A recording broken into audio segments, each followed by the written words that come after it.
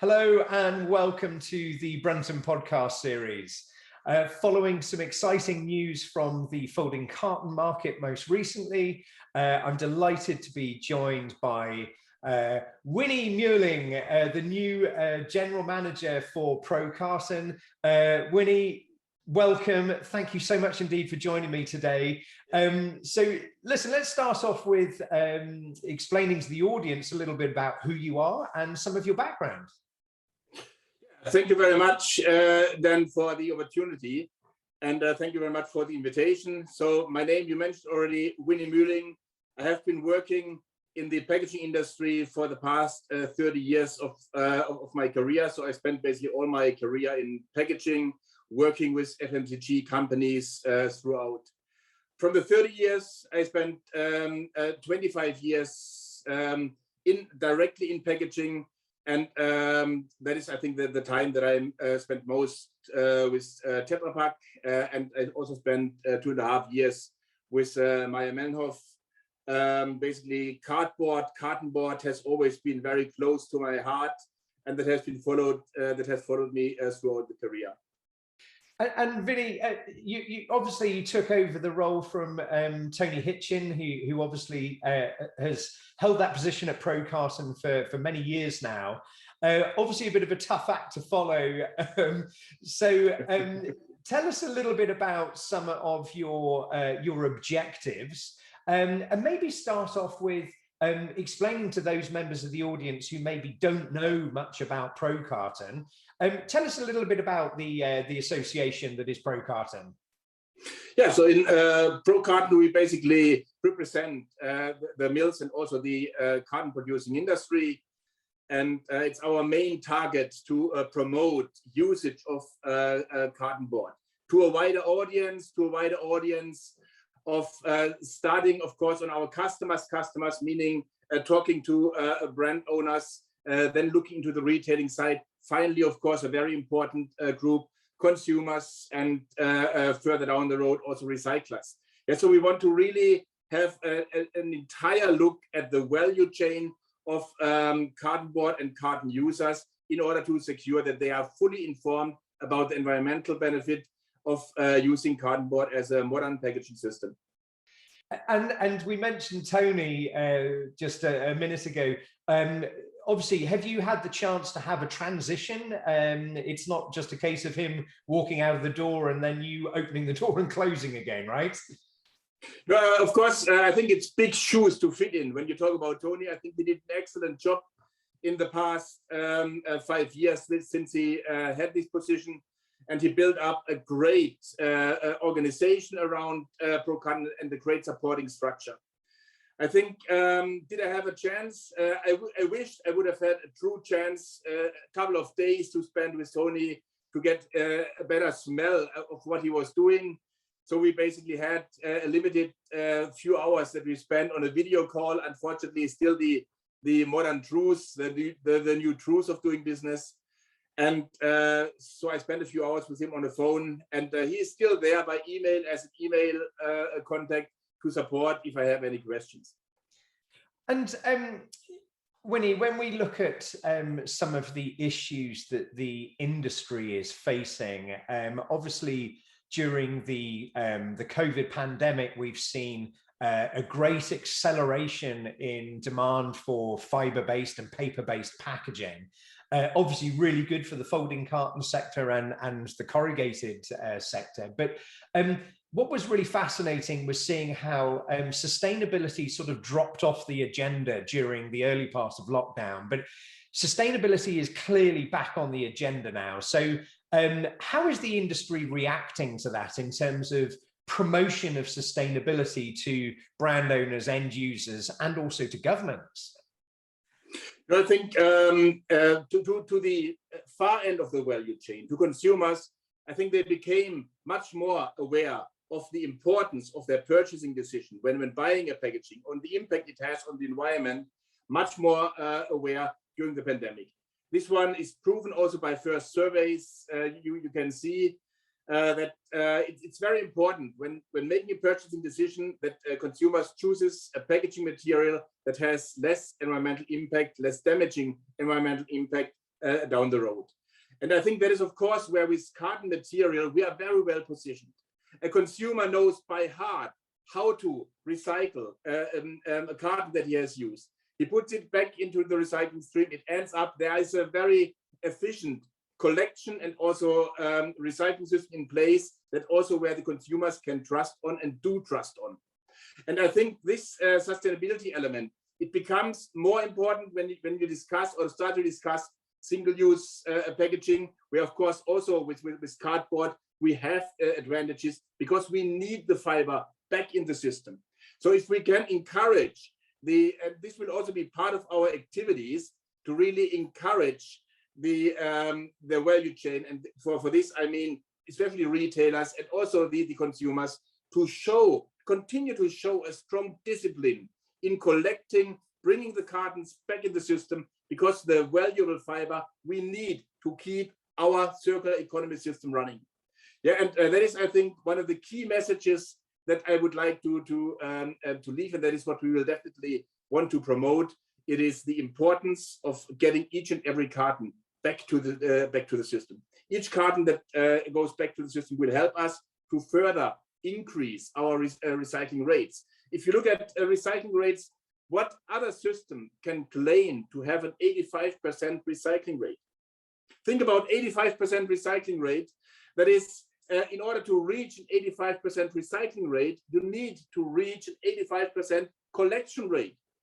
And this alone means that consumers out there very well understood the value of a carton, bringing it back to the system. And that's what we need more, because as you might have read, as a big target we have ahead of us, by 2030, we want to further put up the bar, increase the bar further, and go to 90% of a recycling rate for all fiber-based packaging.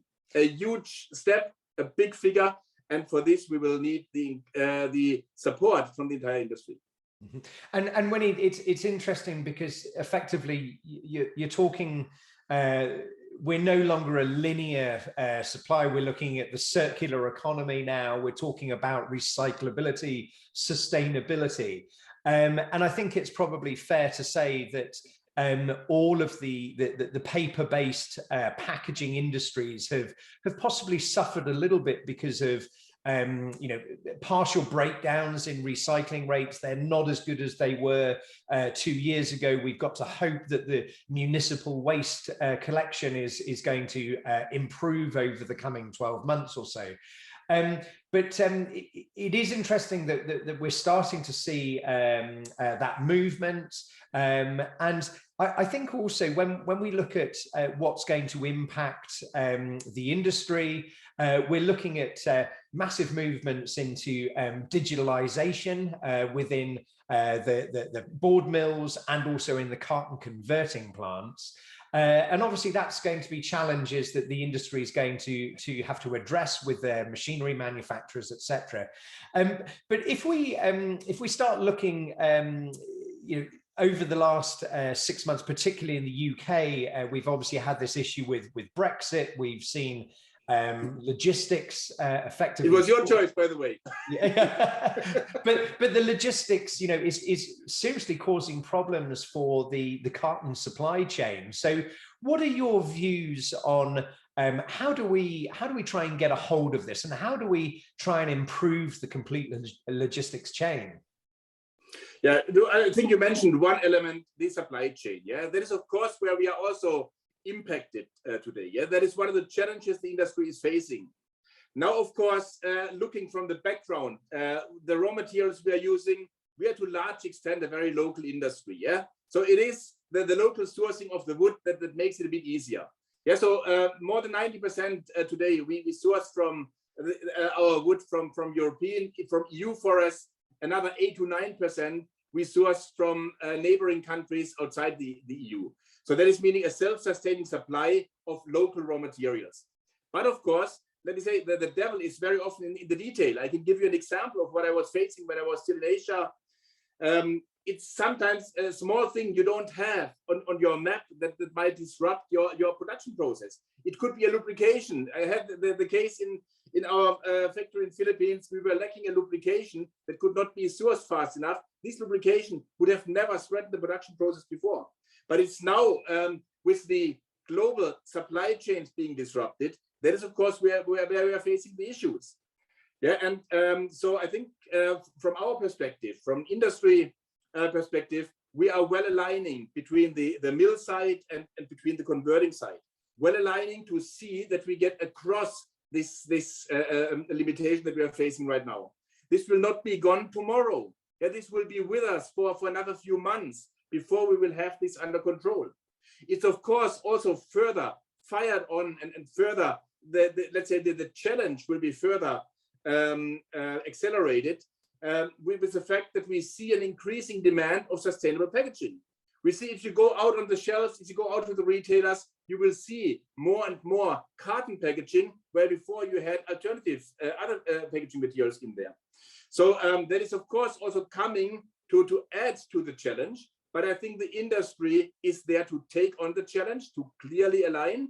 And my pledge, a pledge to customers down the value chain, please do not put in any panic orders, because it will just simply increase the stress that we have in the pipeline already. Yeah, so I think if we closely align a proper forecasting close to market demands, and then we see that very clearly aligned between the carton producing industry and the cardboard producing industry, then I'm sure that we will be able to manage the supply chain challenge we are facing at the moment. Yeah, it's a nice challenge to have. It's a nice challenge to have that you can talk about increasing demand. But of course, we have right now several factors that come together that makes it more stressful than normal. But I'm confident that the people we have are reasonable. They know how to manage the challenge. And Winnie, it's interesting because you said there talking about collaboration and ensuring that the message is received through the supply chain. What sort of collaboration does Pro Carton have with other trade bodies? For example, whether it's ECMA, whether it's SITPA, whether it's FEFCO on the corrugated side. So what sort of collaboration do you have as an organization with those trade bodies? Yeah, good. You might have read already about different trade alliances that were also formed in order to really, let's say, increase the leverage. Let's be clear, each one of us is a very small organization. Each one of us cannot contribute as much as if we align together.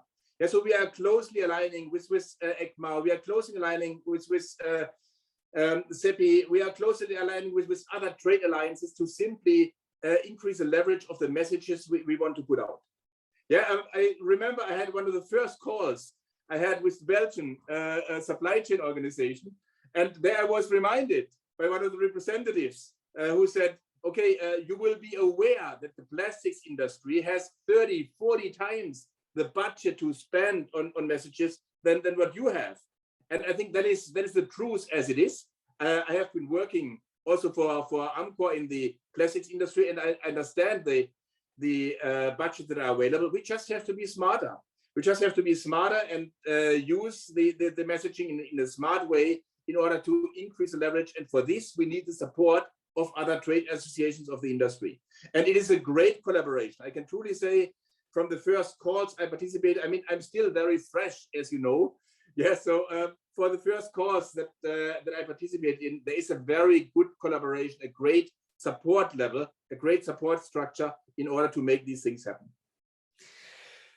Winnie Mühling, thank you very much indeed. It's been wonderful catching up with you. I wish you all the best in your new role with Pro Carton. And obviously, I'm sure that we all share best wishes to Tony Hitchin to enjoy a wonderful retirement. But Winnie, thank you very much indeed for joining us today. Thank you very much for the opportunity. And also from my side, of course, best regards to all, to the entire industry. And of course, also to Tony. Really use the additional time that you have, use it wisely, enjoy life as much as you can.